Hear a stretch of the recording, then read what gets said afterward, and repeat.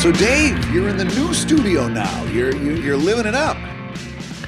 Living it up, but Brad, I got to tell you, I want to talk for just a brief second before we start the show about the great lie that is internet service in America. They didn't tell you the truth, did they? No, it's all a bag of lies. It's a bag of lies.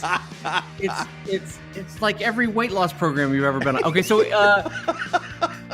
the thing that I was so excited about with this move, like more excited than anything else, is that this street, the new one that I'm moving onto, or have moved onto, has AT&T fiber. Yeah. And for those of you that know, fiber is the optical. It's light. The internet's traveling on light, and so it's supposed to be 100 times faster than your average service. And so I was very excited. I was like, oh man, fiber optic internet, this is going to be amazing. I'm going to make toast with this. It's going to be so good. And I get in here and the whole thing works like a pile of shit. It's like nothing works. Nothing works. Well, if you actually plug into the Ethernet in the house, then the fiber works great, right? Like the Ethernet itself is fine. That's great.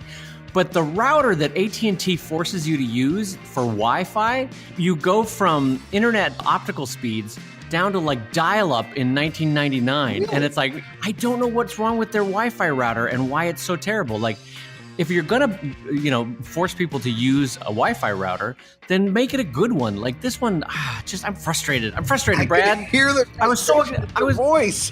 I was so excited about going to fiber, and then the router is like, it's basically like, you know what it is? Okay, I'm gonna put it in terms of movers. Like, let's say there's movers had brought in this couch, and they hired 4 of the most ripped guys you've ever seen, right? And so that's the fiber coming into the house. It's like 4 huge movers, like, here's your couch.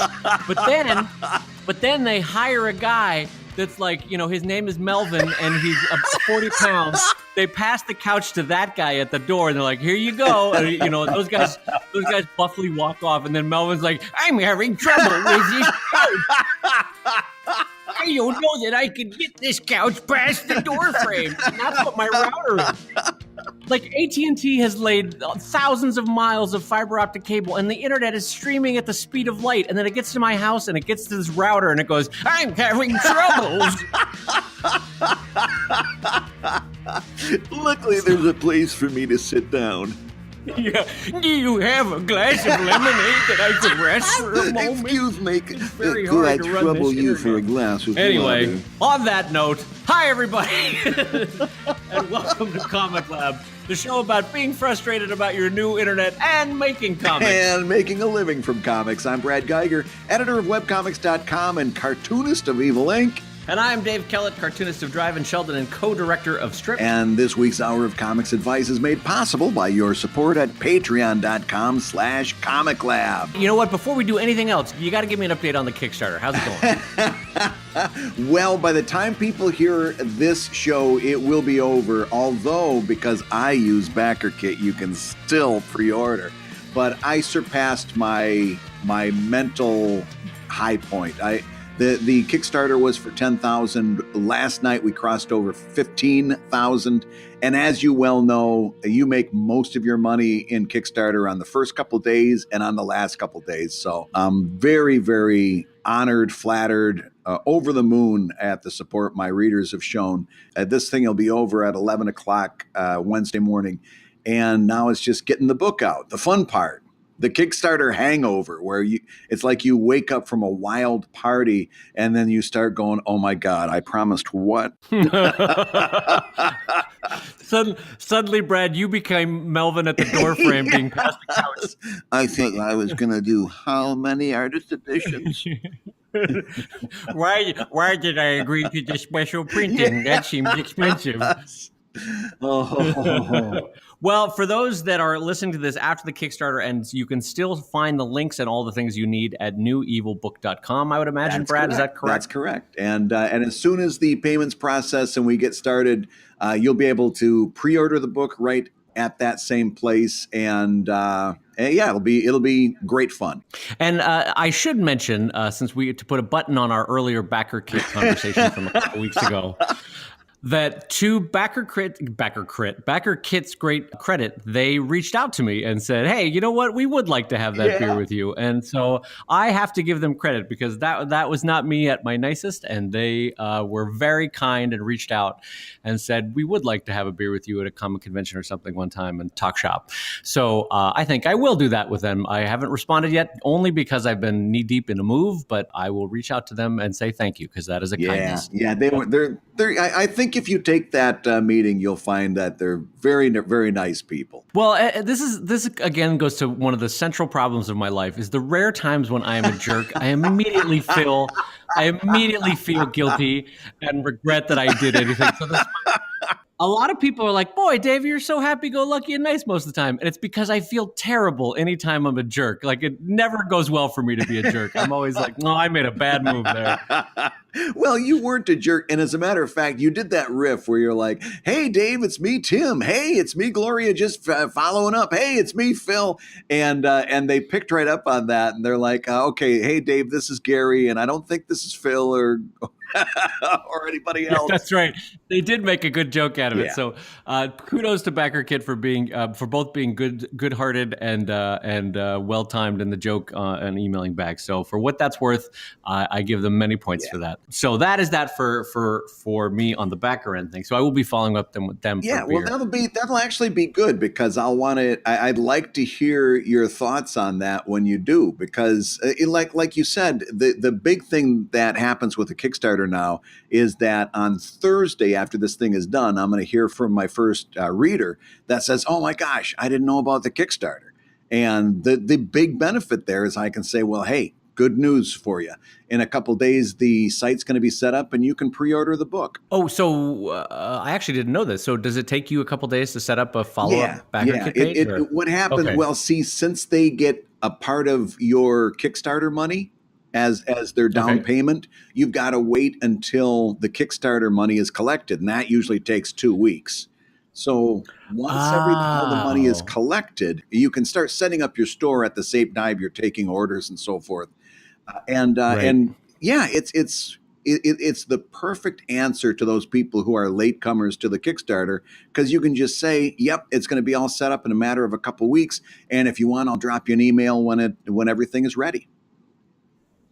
Well, that's fantastic. So newevilbook.com is your link for following up with Brad if you missed the Kickstarter. And I'm excited to see that book. So, well, listen, Dave, we've got some questions from our $5 level Patreon backers. There's some really good topics there that I think we can dig into. You want to give it a shot? Let's dive right in, my friend. So here's one that is actually we've been holding on to for a little while that I've been wanting to get to. And I'm putting it right at the top of the show today. You both do story and character-based comics. How sustainable do you think an online gag comic is? An online gag comic, I would say, is about 20 years sustainable, based on my current experience with Sheldon. That's my short You think answer. Maybe do you have any resources that you could point to that could show why you think that an online gag comic could last for about 20 years? My new house. That's the resource. That's the resource that I could point to. Oh my gosh. This really is. So I looked at that question and I'm like, surely he knows that we both have considerable experience doing gag comics, and that I for the longest time I considered Evil Inc. to be a gag comic. Sheldon for certain is a gag comic. And I think maybe there's something deeper there. Well, a gag comic in its traditional form. Let's do definitions first, because that might be helpful. I would define a gag comic as non-storyline based joke-a-day comic, whether it's panel or comic strip. Is that how you would describe a gag comic? Absolutely. Yeah, okay. So that's everything from The Far Side to BC to, we can name some more. What's another non-storyline? Yeah, just about every comic that you see in the newspaper. Peanuts, Garfield, Drabble. Yeah. If you remember Drabble, I was a huge Drabble fan for about a summer. Oh my God! There was a window where I really did love Drabble. Yes, I will agree with you on that. Stuff. And then you've got your single panel comics like Herman and The Far Side and Ballard Also Street. That Loose Parts by Dave Blazik. Oh yeah, Speed Bumps. Speed Bumps is brilliant too. Yeah, I don't know why I want to go back on this, but the gag comics do allow for an occasional storyline. So that's, you can have a 1 week, 2 week storyline. Like occasionally BC will have the caveman contemplating the birth of Jesus Christ, which is really, really odd as a storyline. Talk about not going with your original pitch, don't you? Like whenever I see that, I'm like, what's happening, BC? What's going on? It's right there in the title, Before Christ. If you're ever questioning, hey, what's my concept here? Should I work in some Christianity? Just look right there at the top of your comic. BC. Oh my God. Underline Brad, can I tell you, in my mind, I never made the joke that it's in the title. It's in the title, Before Christ, and you're making Jesus comments in your... oh my God, that's amazing, Brad. I never made the BC joke. Well, clearly neither did Johnny Hart. And oh my God, listen, and I want to say this because it's worth pointing out. There's nothing wrong with inserting your faith or Christianity into a comic. It's just weird when your faith takes place before it could have happened. Like you have cavemen. You can't do that. You have to create a second comic. Like that doesn't work. Oh, it just bothered me. It always bothered me. Yeah. Yeah, and it felt shoehorned too. Frankly, I mean, shoehorned. Brad. The comic takes place 20,000 years before Jesus was born. That's not even shoehorning. That's like throwing out any form of timeline. Oh my God. Oh, shoehorning. But yeah, it went to your central point. A gag comic can have a storyline, but the whole idea of a gag comic is that it's all about the joke. It's all about the gag, not so much about the story. And that's where this questioner. I'm not going to say question asker. Questioner, you said it. I'm really proud of you. This questioner probably is right. I don't have as much experience doing gag comics as you do. Because I did heavy storyline stuff. My closest to a true gag comic would have been Courting Disaster, which was a comic that I did to accompany a sex advice column in a newspaper. But Sheldon, without a doubt, is a gag comic. And in fact, it's such a gag comic, in certain days, none of your characters show up. It could be a Vulcan one day, and then, hey, guess what? We're talking about Vulcans today. And tomorrow it could be William Shakespeare, and the next day it could be an animal. Your Sheldon is all about the gag, and you've been doing it for 20 years. And so I think it's fairly sustainable. Yeah. And a couple of thoughts on this. So the first thing, that idea about, one day it contains a Vulcan, one day it contains me, one day it contains the strips from the characters from the strip. Yeah. That is an angle that because I want to give credit where credit's due. That's an angle that I got from Mike Peters with Mother Goose and Grimm. Mm.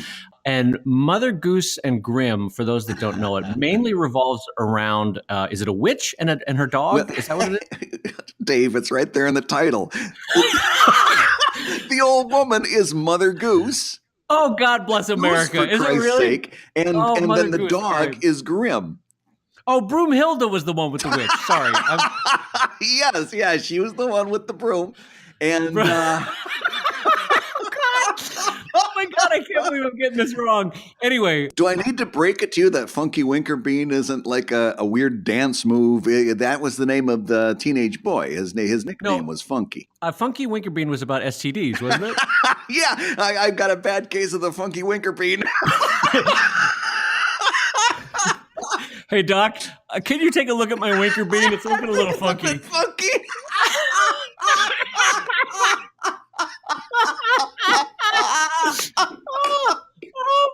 My Winkerbean is not looking so good these days. Oh, God, that is funky.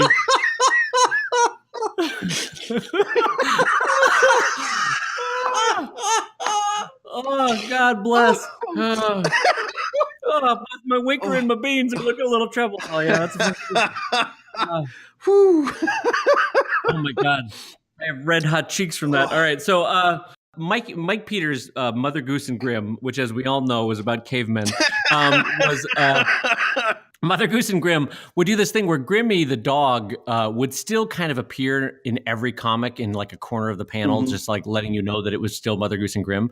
But sometimes he would do a joke that was super far afield from the comic strip, and it was a single panel one. Or basically what Mike Peters decided to do was, I can tell, and in fact, I think I asked him one time at an NCS thing, but he was, instead of stopping Mother Goose and Grimm when he got tired of it, he just changed. He's like, I'm going to put whatever the heck I want in when I want it. So that's what I did with Sheldon, where instead of, as I got tired with, 15, 16 years of doing a very specific storyline, I basically gave myself permission to say, you know what, at this point, I've earned it. I'm going to do whatever I want in Sheldon. And no one made a squawk. I mean, occasionally people make a squawk. People like to complain. But for the most part, it continues to work. So, no, and I think that was the smartest thing you ever did, frankly, was to allow yourself that freedom, because I like the fact that when I go to your site, I don't know what the hell I'm going to see that day. And neither does my mother. It could be anything, and I like that about it. And I get it. It's not like I'm sitting there going, "Hey, where's Sheldon? Where's the kid millionaire? Whatever happened to Gramps?" I'm happy when I see Gramps. I'm happy when I see all of those characters. But I'm also thrilled when I look down that page and see a Vulcan. Yeah, it gives you a little freedom to, and I have to say, there is a way to do that at the start, and so it's possible. But my gut tells me, and Brad, you can correct me if you think I'm wrong. My gut tells me that you a little bit have to do a couple years worth of just straight characters and in-world comic building before you allow yourself to do that. But maybe I'm wrong. The other person that I know that self-inserts a lot is Stefan Pastis with Pearls. Shut up. Shut up. I hear you over there. When I said self-inserts. I didn't say a thing. I'm over here. Pure as the driven snow. I love when the 10-year-old and you just like, I'm like, here's go quiet for a second. Here's the context. All right, so another cartoonist that self-inserts, and I just hear in the background, like trying so hard to stifle a laugh. I was trying to behave myself. Anyway, Stefan Pastis with Pearls Before Swine also has increasingly, in fact, to a heavy degree, put himself in his own comic strip more and more. But he started with a dip of the toe, probably 5 to 8 years into the strip. Yeah. So it's not like it's not like it was a sudden jump in the pool. He did it slowly. Let's tackle this from a meaningful standpoint. What is the value of a gag comic online? And the answer is probably the most valuable thing that you could be doing. In other words, gag comics are extremely powerful online because they're basically a meme, right? Gag comics is exactly what you need to be doing if you are purposefully trying to excel on the current social media driven landscape. Why? They're standalone. They can easily be read without knowing anything about the backstory. I don't need to know anything about you to get today's comic. All of those things make this something that is extremely shareable, extremely viral worthy, and it's a powerful, powerful thing. If I were talking to this young cartoonist and he says, I don't know whether I should do a gag comic in today's society, I'd be like, okay, not only should you be doing a gag comic, but you should be doing this in such a way that you're sizing it in such a way that it can be easily read on Facebook and Twitter and Instagram without recropping to a noticeable degree. And I can share it, read it, consume it right there on social media. And that is a comic that I think will go far. Do you agree? They're also very digestible. Yeah. And they're easily and quickly digestible, which, think about the scroll on your phone, how quickly you make a snap decision. A gag strip versus a storyline strip is so much more infinitely digestible. It's quick. It's an easy read. You're bing, bang, boom, you're done. And before you know it, you've already shared it with your friends. Right. In some respects, it's easier to grow a gag strip than it is to grow a storyline strip, I would think. I say that as someone who has both a story-based sci-fi comic, Drive, and a gag comic, Sheldon, that Sheldon, I think, is easier to share and to make go viral and to put out into the world than Mhm. Drive, which I quite frankly don't know how to share my Drive story to a world that makes sense in a digestible form. That is the battle that I'm currently fighting for the last couple of years, is how to make it easy, aside from word of mouth, for people to go, oh, I would like to try out this long form storyline that's 400 pages Right. deep, whereas it's very easy for me to go, hey, here's a comic for free on Instagram. Oh, and by the way, here's a link back to Sheldon if you want to read more. And that finds a way into thousands of hands before I even can walk out the door. It's great. It's easy to. Now, the downsides are, when you don't have a storyline, you don't have characters that you can build and brand on, Mhm. and there are a couple aspects of cartooning that can help with.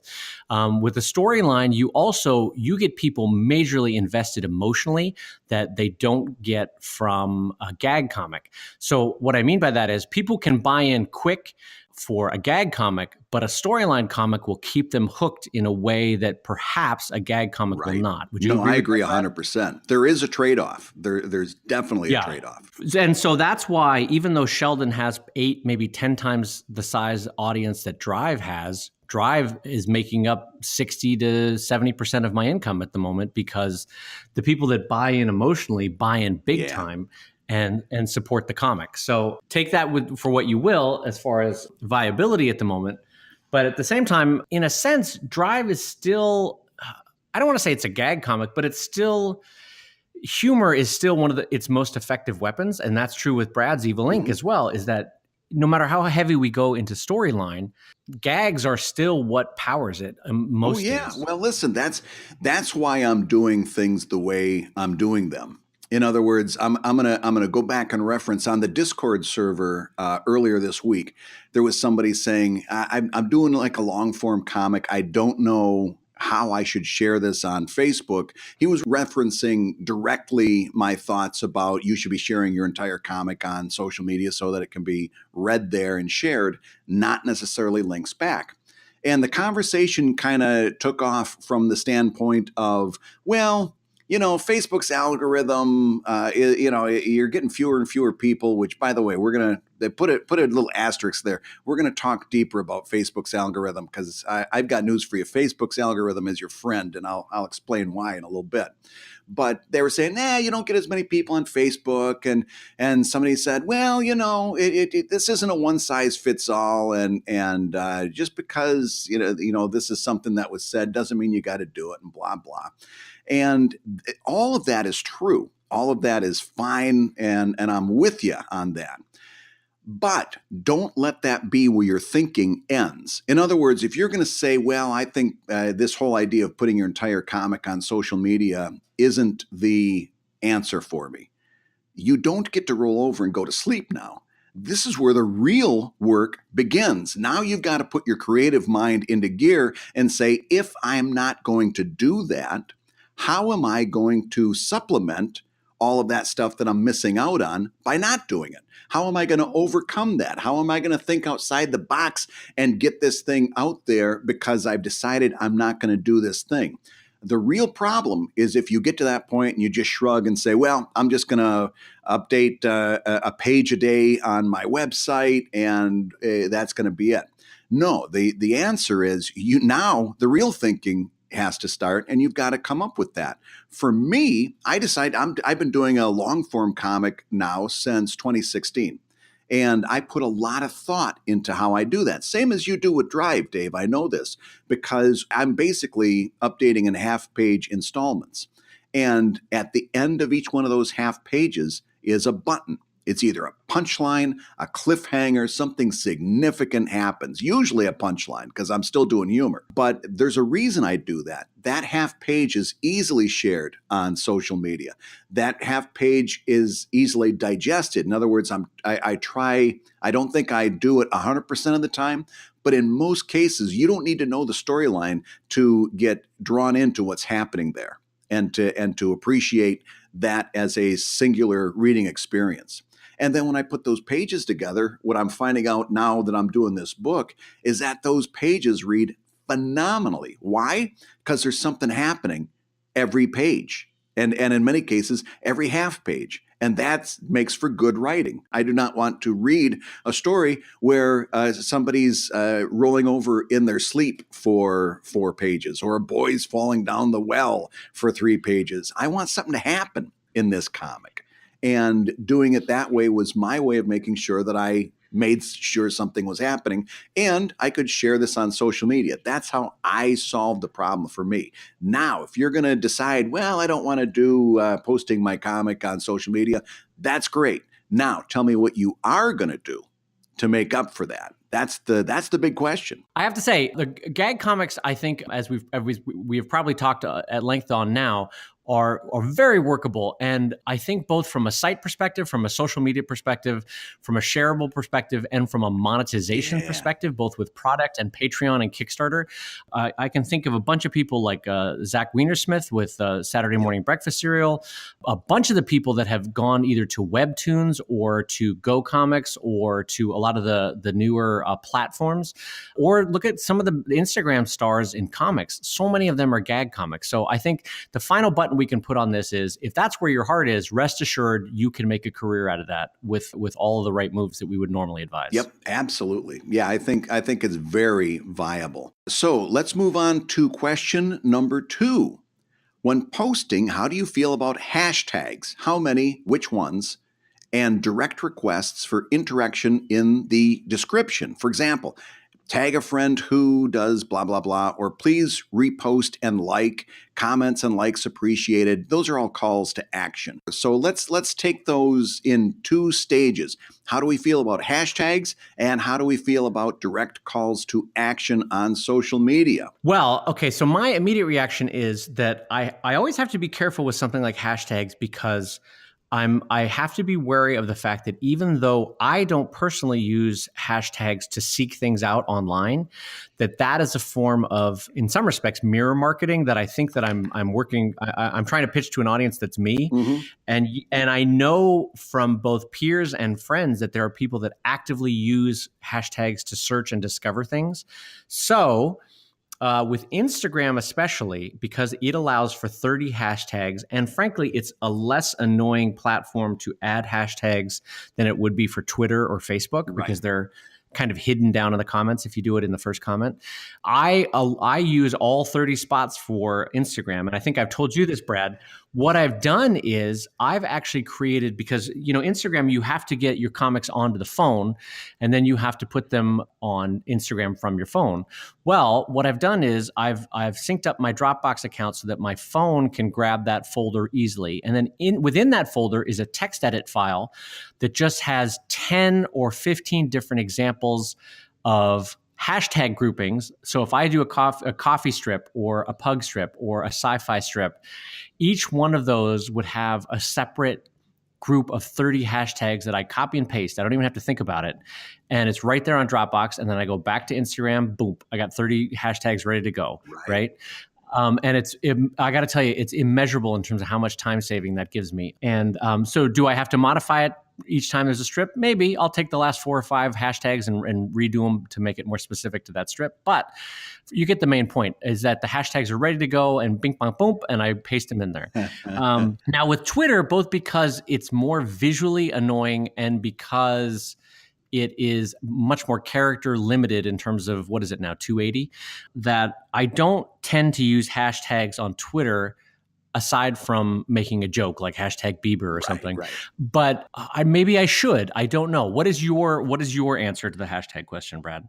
I've got lots of thoughts on hashtags, mainly because I detest hashtags. I absolutely despise them. We're just 2 old men over here. Yeah. I don't like hashtags. And so what I did was I started kind of trying to research them a little bit. It became that like an itch I couldn't scratch.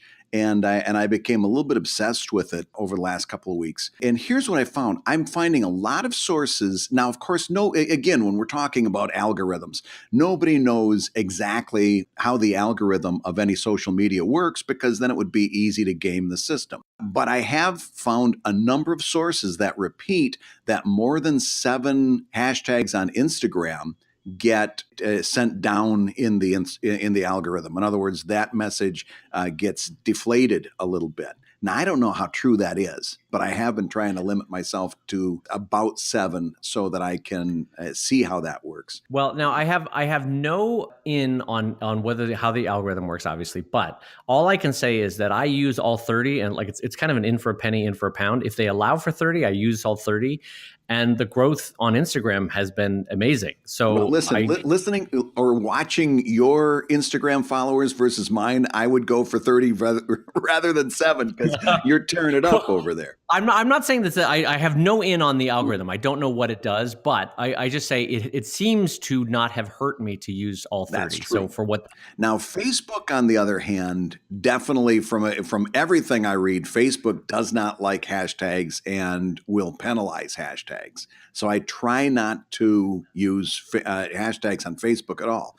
Twitter, they build hashtags right in. And that's, when you see the trending things over there on the trending column, they actively say, yeah, we want you to use hashtags. So I will use hashtags there. But here's the real problem with hashtags from my point of view.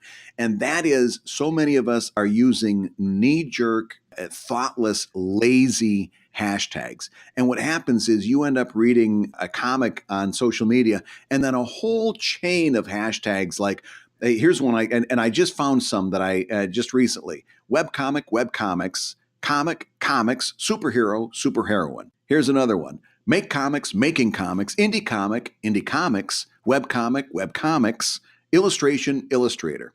And here's my point. I think a couple of those would probably be just fine. But, Dave, look at this one. Here are some hashtag quick hashtag sketches of one of our hashtag upcoming hashtag webcomics, hashtag character, Tom. Hashtag no. Holy fucking shit. Who does now? Here's the problem. Here's why that's lazy and knee jerk, because you haven't put any thought into how people use hashtags. No one is going to put the word upcoming into a hashtag search. You dummy. I can see somebody putting webcomic into a search. I can see somebody putting making comics into a search. No one's putting quick into a hashtag search. So think about what your comic is about. That should be your hashtag. The subject matter, the concept. If you're doing a comic about pugs, you bet you need hashtag pug and hashtag dogs in there. If you're doing a comic about Vulcans, you bet you need hashtag Vulcan and hashtag Star Trek in there. Those are good hashtags. But lazy knee-jerk hashtags is like, Dave, have you ever been at a comic convention and you're next to the guy who spends the entire, and it's usually a guy. I'm not being, I am specifically saying this is usually a male tendency, stands there with his comic in his hand and barks at everybody that walks by. Do you like comics? Do you like comics? Do you like to laugh? The most laziest, low-level marketing pitch in the world. Do you like nothing comics? Nothing like going to a Comic-Con and going, "Hey, you like comics?" Right? Excuse me, are you into pop culture? Yeah. It's like comics could be Peanuts is a comic and Deadpool is a comic. But the person that likes one, it might not like the other so much, and vice versa. Right, There's different. There are different audiences for that stuff. You need to, in the same way that you don't want to be that person. Excuse me, do you like all of the sequential arts? Now, having said that, and how much I hate hashtags, just recently I had a post that went, for me, super viral. And this is to a normal person, maybe they wouldn't blink at it, but I got a lot of play on this. And it was when Easter fell on April 1st. And I tweeted, I let the boys search for Easter eggs for about 20 minutes before I admitted I didn't hide them this year. Easter only falls on April 1st so often. And people were reacting to that in a big way. And I realized that if I had hashtagged that Easter Sunday, which was trending all day Sunday, I would have tapped into a much bigger audience. The people who were scrolling down that trending list would have seen that, and I would have gotten a much bigger play. And when you've got your Kickstarter in your Twitter profile, and you've got a Patreon pinned tweet and so forth, having new people looking in on your Twitter is a really, really good thing. And I completely dropped the ball. So I've been just in the last couple of weeks experimenting with using smart hashtags better, or perhaps, since smart now has a new meaning, using hashtags more wisely. And I've been getting tremendous response from it, and a lot of people sharing that, and a lot of people stumbling upon my comics and stuff that wouldn't have otherwise. I think hashtags can be super powerful, but you got to put a little thought into them. So Brad covered this perfectly, so I won't add much to it. My one button before we go to the next question is, in terms of hashtags effectiveness, do you guys remember a week or two ago where Brad was talking about it's actually better to have a smaller audience that's more concentrated and more devoted? So think about that when you think about hashtags, because yes, you do want broad hashtags like webcomics, comic, especially on Instagram where you can have 30. But one of the great things about hashtags on Instagram is that you type out the hashtag comics, it tells you 1 million people have shared this hashtag. You type out webcomics, it tells you 300,000 people have shared that hashtag. You type out gag webcomics, it tells you that 100,000 people have shared that hashtag. So you can actually define a mix of broad and specific hashtags. So for example, whenever I do a pug comic strip, if I do pugs, that gets 15, if I do hashtag that word pugs, it gets 15 million shares or whatever. Not me, just in terms of broad use. But if I do something like hashtag squishy face dogs, it gets 10,000 people. But you can be damn sure that someone that's typing for the hashtag squishy face dogs knows exactly what they're searching for. And that is a very specific audience that will like a pug comic. And that's a brilliant hashtag. Now that's a smart use of a hashtag, squishy face dog. That's exactly what I'm talking about. So that's what I'm saying. Specificity and greater detail, drilling down to basically the core audience for who would be, whatever the idea your comic of the day or the comic that you want to share crystallizes. Don't go broad, or if you do, mix it in with ones that go very specific, because the very specific ones are the ones that will pay off. Yeah. It's exactly a version of Brad's comment from the other day that you do want to slough off the readers that are casual. You want to get to the core readers that really love what you do, and that's what specific hashtags will gain you. So anyway, that's my button on that conversation. Well, I'm going to put a button on your button real quick. This almost should go to ProTips. I'm going to have to go to the doctor for a funky Winkerbean if you put a button on my button. Well, this'll be real quick. This'll just be a shot. Here's what I've been doing. You know how you use writing prompts to kind of do a little warm up when you're gonna start writing something. A lot of people who are trying to get better at writing use writing prompts to kind of get their creative juices going. I've found something that I've started doing that I really kind of like, and it's a kill two birds with one stone thing that I even like more. I've been using Twitter's trending hashtags as a writing prompt in the morning. So it'll be like, as I'm just kind of getting in and kind of warming up and getting my brain into motion. Here's one. Hashtag bad yoga mantras. Now, that's a great writing prompt. And especially if you're trying to do humor, that's one that you can spend 20 minutes on. Just kind of thinking, okay, what would the worst yoga mantra be? So the object is to come up with something good, and just kind of, this is a warm up for your creative brain. Write something, post it under that trending hashtag, and if you do well, number one, at the very least, you've got your creative brain kicking on all cylinders now. And you get a few people that discover your Twitter feed along the way because you've jumped into a hashtag that is trending and you've got a lot of eyeballs there. So it's kind of a nice little kill two birds with one stone thing. That is a fun idea. Yeah. I think that's great. Yeah. That's a good one. All right, so let's go on to question number 3, Bradley J. Here's our questioner that says, I'm so good at this questioner. He says, long-time listener, first-time caller. I'm wondering what you two think is the minimum update frequency necessary to build a consistent audience. I love that thought process. Just tell me the bare minimum I got to do. Give me the minimum update frequency to get some people looking at this thing. I'm sure that's not what he means. He means, as many of us, we've only got so much time in the day. If I'm doing only one a week, am I failing? Am I doing two? Should I be doing two a week? What do you think, Dave? What's the minimum update frequency? Boy, this is tricky. I'm rare that I'm going to do this, but I'm going to throw it back at you. I want you to go first and me to bounce off your ideas because I'm not sure how I would respond to this right away. Go ahead, you go first. If you're doing a comic that's not so great, your minimum update frequency is 6 days a week. If you're doing a comic that's fantastic, your minimum update frequency is maybe once a week or once a month. And that's the answer. Wow. Can I tell you? That was the thought that I had, but I didn't want to say it because I was like, that's a jerk answer. I was going to say, if you're great, do it whenever you want. Yeah. If you're not great, you got to do it more frequently. Yeah. It's the difference between serving hamburgers every day or steaks a couple times a week. If you are putting out really good stuff, and I know that's a little unfair. All right. I don't know if I'm doing good stuff until 5 years later when I look at it and I forgot what I wrote. Or forgot what I wrote, and it's new to me, right?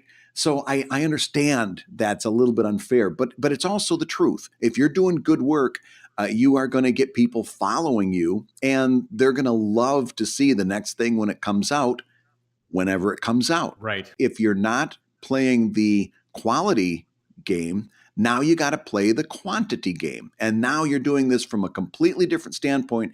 You've got to be putting out stuff so regularly that people get into the habit of reading it and habit of looking at it and habit of looking for it. That's the game you've got to play. Now, most of us, especially if we're starting out, we got to find a happy middle in there. We're not doing fantastic work and we're not doing terrible work. We're not able to do 6 days a week, but if we do once a week or fewer, then we know we're going to start to lose people. I think you've got to find whatever balance that you can deliver your level of quality consistently as frequently as possible. Does that make sense? I think that's a great answer. And the one follow-up I would put on this before we go on to the next question is, by playing the quantity game, if you feel like, well, maybe I'm not where I want to be yet, by playing the quantity game, you also get to the quality game faster. Absolutely. And by that, I mean, if you're doing 4 to 6 a week,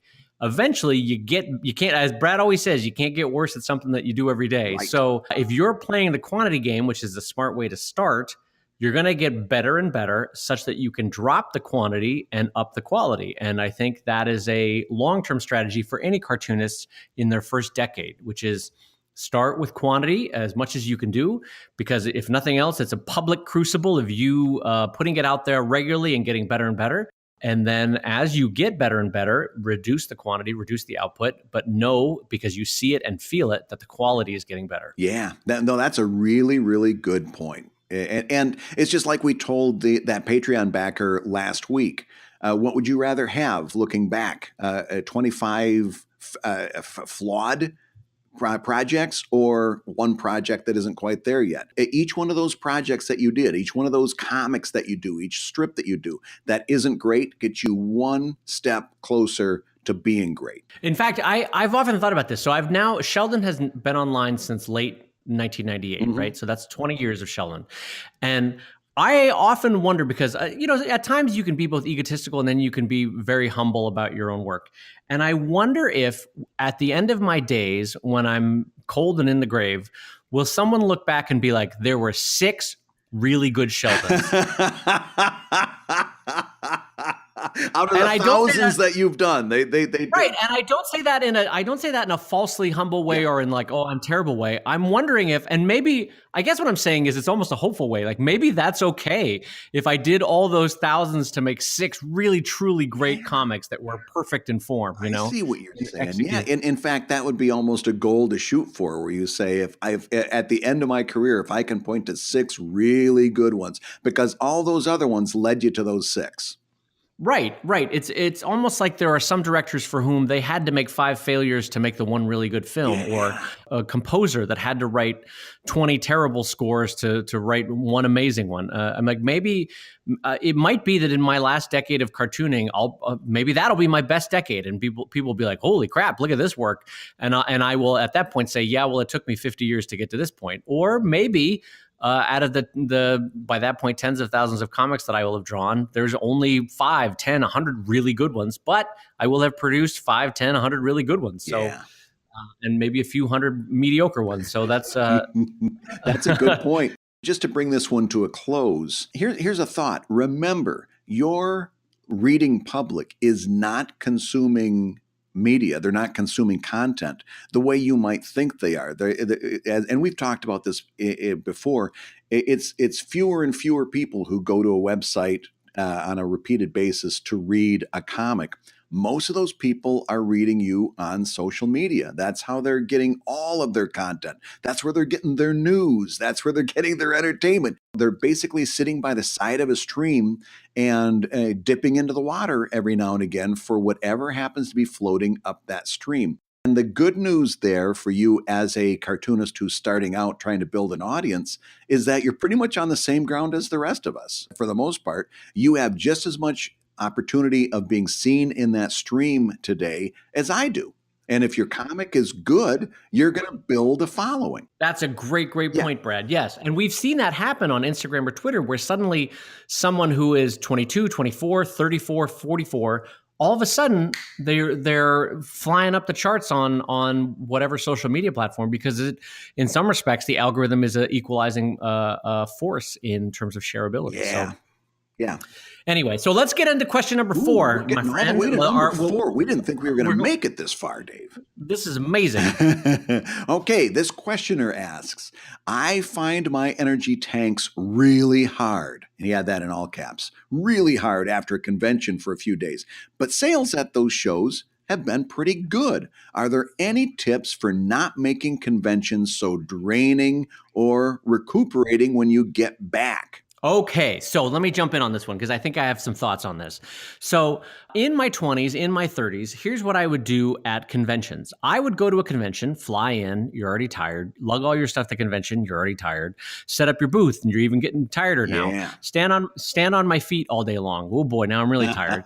and probably a lot of talking, recycled air, and not drinking water. So I was super dehydrated. Oh, by the way, all the conditions to also get sick. You know, your nasal passages are really dry. Yeah. You're around a lot of other human beings. You're not drinking enough water. So just a recipe for disaster. And then what I would do, and Brad would too, and all of our peers and friends, would go out for beers after dinner and talk shop because, it was a great time to get to know people and to pick up tips and tricks. And so we'd go out for beers. So then after a day of standing on my feet, dehydrated and overly talking, I would then go out at night and have 4 dehydrating beers and do more talking and still be on my feet standing at a bar. And so I would then wake up at whatever ungodly hour in the morning to go to the convention the next day, and I would repeat that cycle for 2, 3, 4 days in a row. And it would just be brutal on my body. So what I learned, and I think this was from Carl Kerschel and Scott Kurtz one year, is they basically declared Emerald City Comic Con old man convention year one year.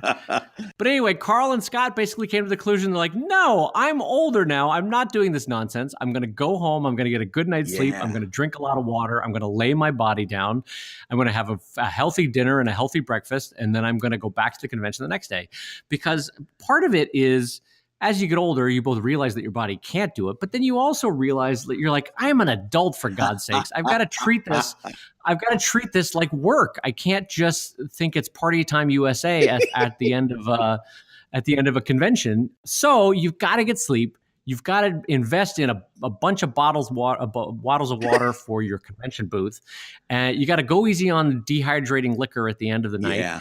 And you got to eat right. If you're like me too, when I was in my 20s and 30s, conventions would be 4 days of burgers every day. Yeah. And my first vegetable would be when I got back home from the convention. So it was coffee to get me up in the morning, burgers all day, and then beers at night. Well, that's a recipe for gastric disaster. Yes, it is. And I did it for 3-4 days in a row. So now I try to work in a salad or some flipping vegetables, for God's sakes, and some water, a lot of water, and good sleep. And so that's my thought on it. Brad, what is your thought? Well, I agree. I remember those days that we used to go out afterwards, and we, you know, as you said, it was a good place to pick up tips and tricks. I remember you used to pick up tips, and I used to pick up tricks. But the thing about oh my God. I want everybody at home to know that Brad was in his studio, leaning forward into his microphone, so excited to use that joke. Like he had been waiting. He had been waiting for 2 minutes. Like, oh, here's what I'm going to do. Here is what I'm going to do. I'm going to bring back up tips and tricks. I'm going to bring it back around. Oh my God. Waiting to use that joke. I could feel it. The sense of excitement as you said that joke. I was just a split second to interject it when you said it. And then it occurred to me, and it's like, I am not letting that go.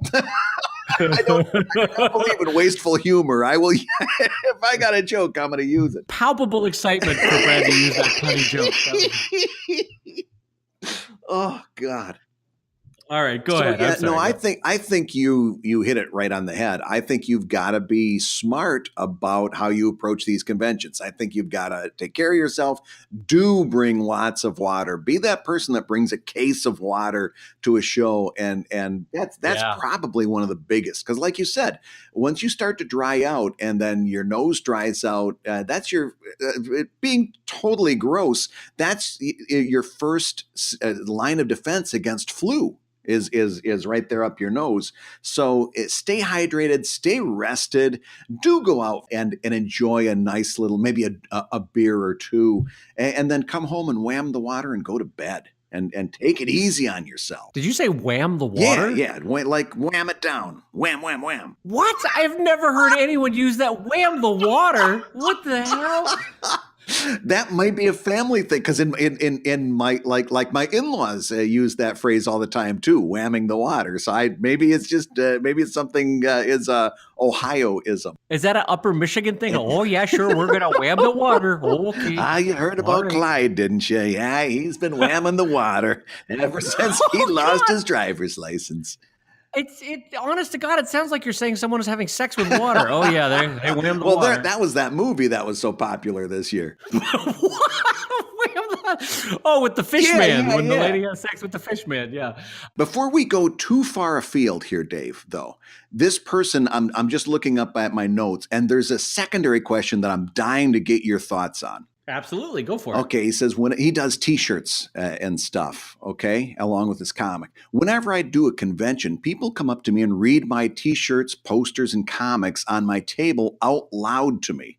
At first, it was fun or funny, but after the 3,000th person in a row, it gets a little annoying. And by the way, he didn't say this, but I'll say it for him, especially when they either take a picture of it and walk away or just walk away without buying it. You know, oh my God, that's such a great T-shirt. Hey, come on over here, Clyde, take a look at this T-shirt. Okay, well, we got to go. But he's not saying that that's me. Any good ideas or quips or ways of turning these comments into conversations at a convention? In other words, you're sitting there, you got all this great T-shirts and stuff up there, and people start to interact with it, but at the basest of surface levels. How do you convert that, Dave, into a conversation and eventually a sale? Wow. I am Johnny doesn't want to go first today because I want you to tackle that one again. I don't know. You're really going to see my old man come out. I don't know that there is a way. I don't think that person who wants to come up and take a picture of your T-shirt is ever going to buy a T-shirt. And I think you're probably, tilting at windmills to make it happen. I think you definitely want to throw a little conversation starter out there. Usually when I do is I say, yeah, that's based on this comic that I wrote or something to that end. And yes, I know it's tiresome when you do that 3,000 times in a row, but that's also what you signed up for when you said you want to come and do a comic convention. You signed up for having 3,000 of exactly the same conversations in a row. And if you want to make the sale, that's what you got to do. But right. I wouldn't expend a lot of thought or energy on it, because I'm going to say 90% of those are surface level conversations. That person is never going to turn into somebody that buys a comic or buys a t-shirt. They are just surface level. And so let them have their fun. You had a brief moment that you spread some joy, and let it be what it's going to be. But I wouldn't spend a lot of time shaking my fist over it, because that's what comic conventions are now. And you knew that when you showed up. Right. I think one of the reasons why I didn't want to go first on this was my gut told me I didn't have a satisfactory answer. Yeah. And you crystallized it so much better than I would have, which is to say that it's exactly like the Instagram followers that Brad was talking about last week, is that there are going to be 10,000 people that follow or disfollow you, unfollow rather, disfollow. They disfollow a question asker. There's going to be 10,000 people that follow and then unfollow you at the whim, at a drop of a hat. And that's going to happen. And you've got to let that happen, because you will crystallize from those 10,000 down to the 1,000 that are true followers on a social media following or on your website. And the same is true with a comics convention.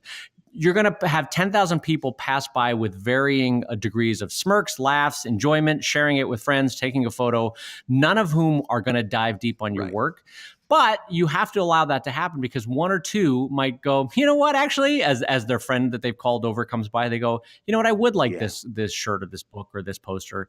And so you have to allow for the 100 people to go by so that you get the one that makes the sale. And I think headspace is important here, because here's the deal. If you get into the headspace that you feel like you've got to convert every one of those people, then you're going to drive yourself crazy. But if you have a couple of standard responses like, yep, that's based on my daily comic, it's at evil-comic.com. You get to the point where you can say that without even devoting a brain cell to it. I used to be able to say this stuff, right? And you know it because you stood next to me listening to it ad nauseum, talking about things that you hated to hear for the 3,000th time. But I could rattle that off without even thinking of it. And it didn't take up any conscious time. I maybe didn't even look up from an artist edition sketch that I was doing at the time, but come up with a couple of those little patter kind of phrases, boilerplate, and throw it out there so that you're doing your part in case there is something there.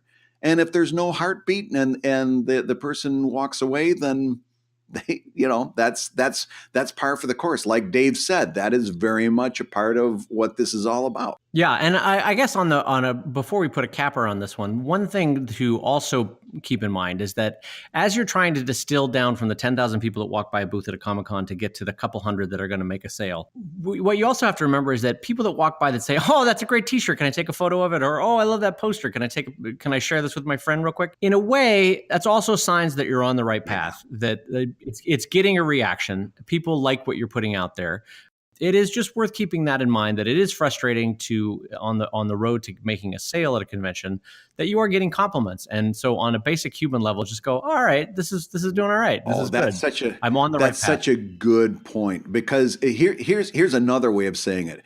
These people could be walking by and saying nothing. And there's nothing worse than that. Yes, that's a great way to counterweight that. Yeah, it's terrible to have the same conversation 3,000 times in a row. You know what's even worse?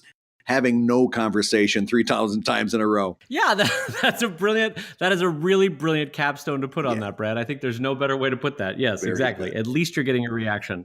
And so you're on the right path. And so it's just a question of having more things at your table that will draw someone's eye so that they stick around, which is equivalent for your website. You'll have one or two viral hits, and the idea is to get 10, 20, 30, 40, 100 viral hits so that there's a lot of different people coming to get eyeballs on your work. Absolutely. Oh, do you hear that music? I do hear that music. Means you've been listening to ComicLab, the show about making comics and making a living from comics.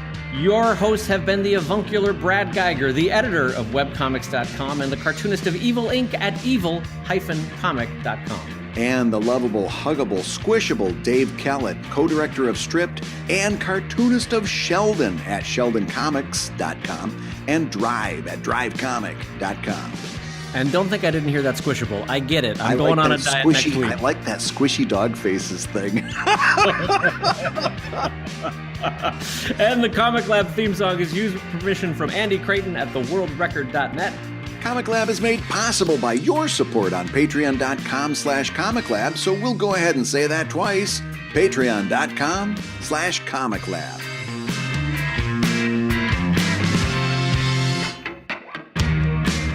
Doctor, if you wouldn't mind looking at my Winkerbean. My wife says it's getting a slight bit funky. Well, tell me this. After sex, do you notice a slight drabble?